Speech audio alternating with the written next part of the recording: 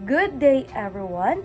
Today, we will be discussing Chapter 5, Module 8, Lesson 8.2, which is about Education 4.0 in the school curriculum.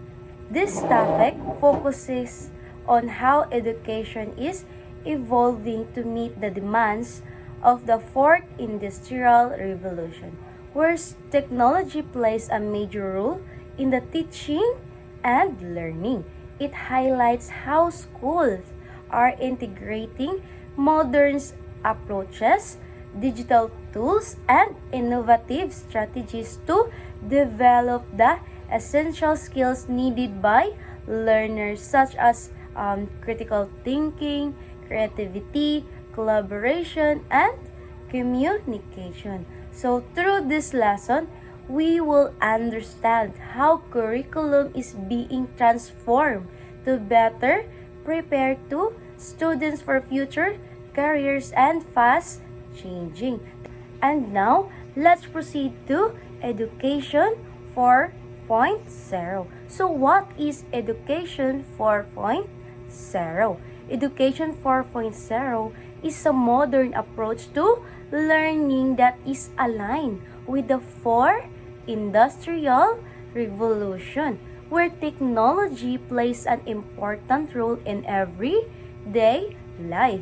It focuses on preparing students for the future by developing skills such as critical thinking, creativity, communication, collaboration, and problem solving. Unlike traditional learning that mainly focuses on memorizations, Education 4.0 uses digital tools, online learning, and interactive activities to make education more engaging and relevant to the needs of today's world and the future career.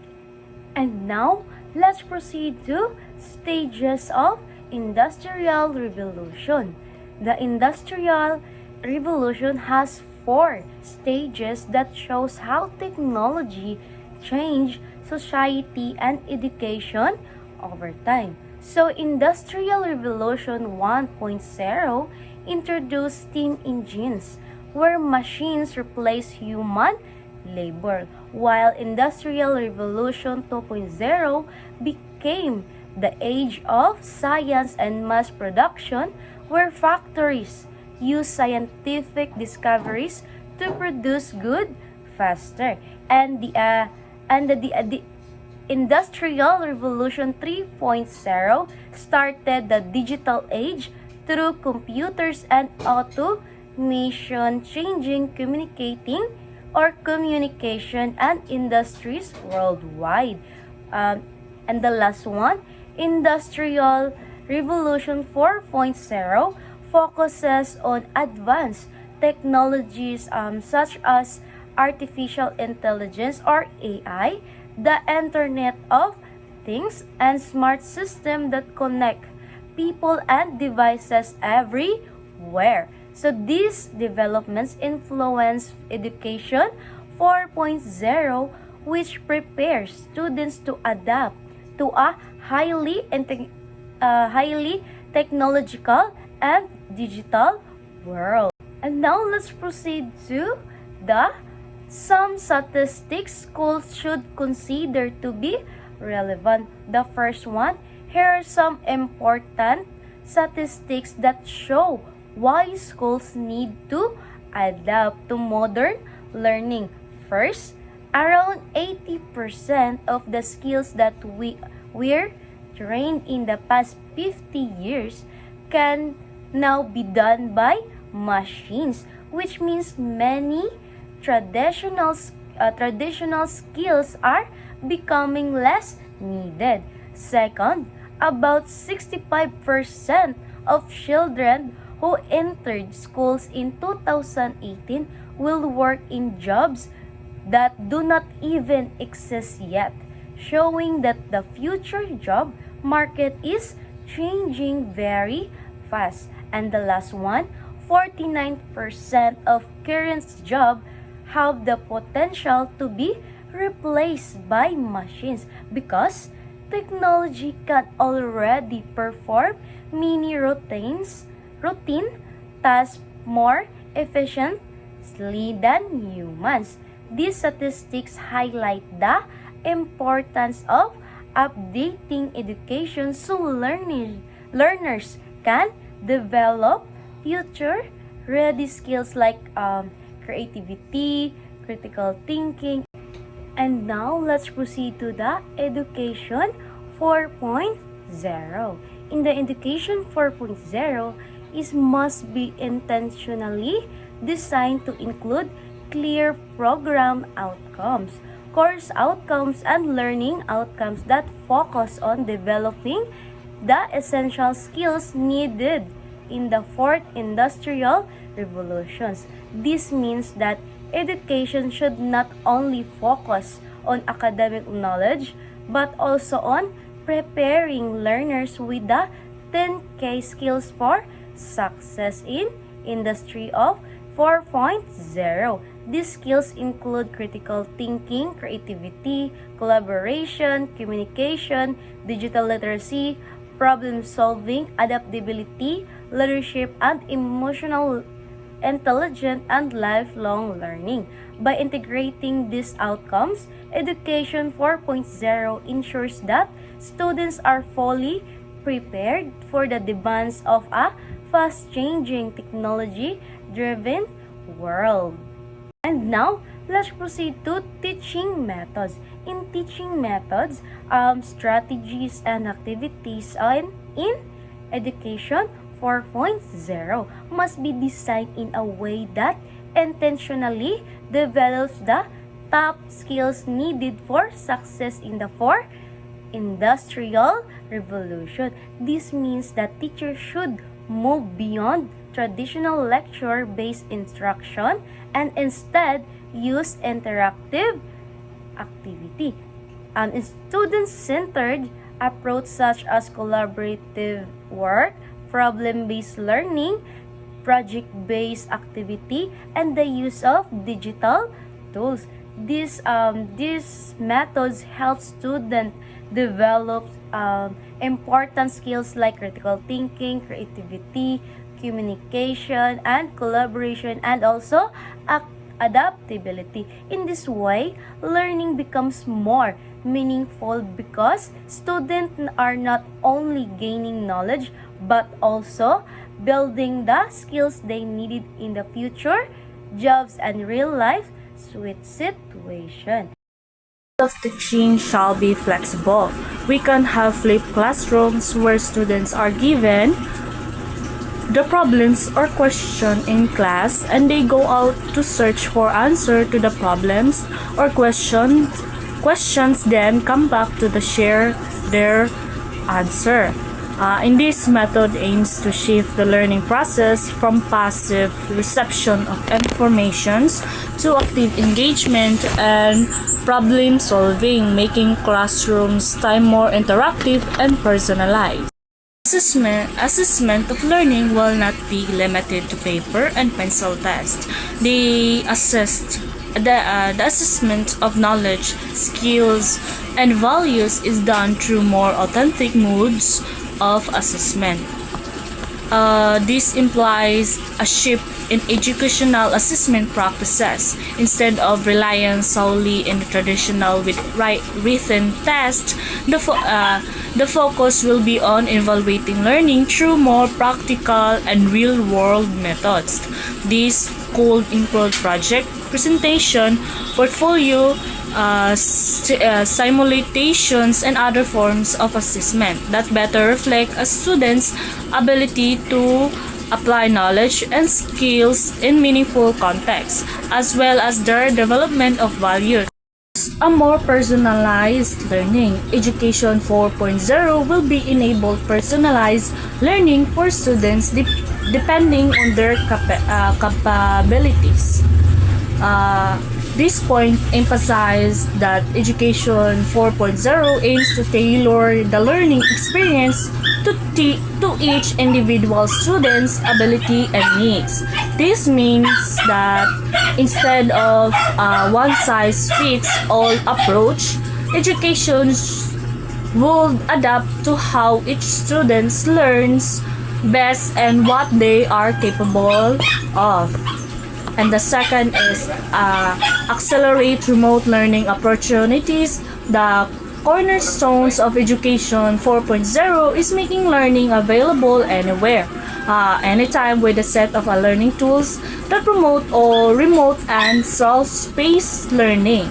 The active blended learning or ABL concept is picking up, where students get to be actively involved in learning beyond classrooms.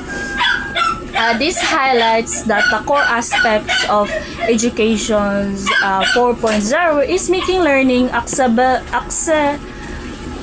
anywhere, anytime. It leverages e-learning tools to facilitate remote and self-paced learning. The concept of active blended learning or ABL is gaining traction, encouraging students to engage in learning beyond the physical classroom settings.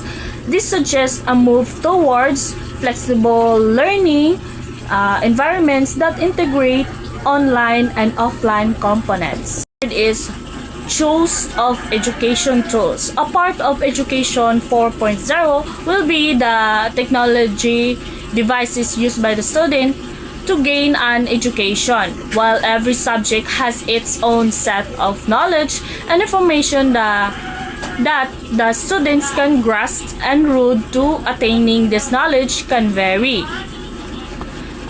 This points of highlights that Education 4.0 embraces the use of various technologies and devices by students for their education. It acknowledges that while each subject has its specific knowledge and information to be learned, the methods and the tools used to acquire this knowledge can differ greatly. This implies a flexible and adaptable approach to learning resources.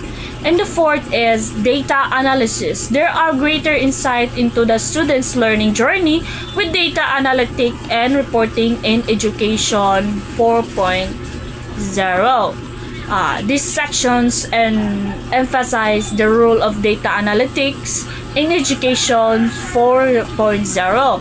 It suggests that collecting and analyzing data about students' learning journey will provide deeper insights into their progress and effectiveness of educational strategies. This data-driven approach aims to enhance understanding and improve outcomes in education. In the fifth, based learning, the project-driven approach that Education 4.0 supports helps students learn in a fun and interesting way. It shunts theoretical knowledge and prompts students to learn time management skills, organization skills, collaborative skills, and time management skills, much needed for their employment for the road ahead. In this point, emphasize that Education 4.0 advocates for a project-driven approach to learning. This methods moves away from purely theoretical knowledge and aims to engage students in a fun of interesting way. Through projects, students are encouraged to develop essential skills like time management, organizational ability, and collaborative teamwork, all which are crucial for future employment. And the number 6 naman is field-specific experience. As a technology integrations in specific domains facilitates more efficiency, the education curriculum will now accommodate more skills that require human knowledge and personal interaction. This will result in more emphasis on imparting field-specific knowledge to the students within the existing courses.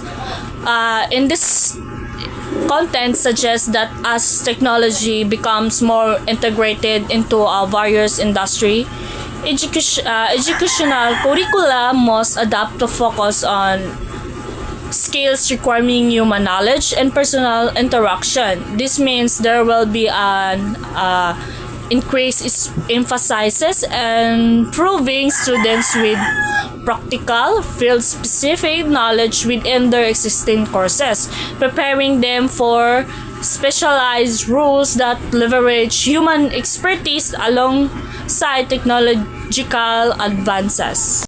Conclusion, Education 4.0 is not an option, it is a necessity to drive in 1R 4.0. Our curriculum must produce graduates who are not just knowledgeable but digitally fluent, emotionally intelligent, and creatively resilient. We must move from teaching subject to teaching system, and from teaching answer to teaching how to ask the right questions. Education 4.0 is not merely an option but a necessity to drive in the era of industrial revolution of 4.0. Educational curricula must aim to produce graduates are not only knowledgeable but also digital fluent. Furthermore, the approach to teaching needs to evolve. We must shift from teaching isolated subjects to teaching interconnected systems. Similarly, the focus should move from simple providing answer to teaching students how to ask the right question. This signifies a move towards fostering critical thinking, inquiry-based learning, and a holistic understanding of a complex interdependencies. As we explore Education 4.0 demands a significant reorientation of our educational approaches, from personalized learning and authentic assessment to project-based experience, and a focus on essential future skills.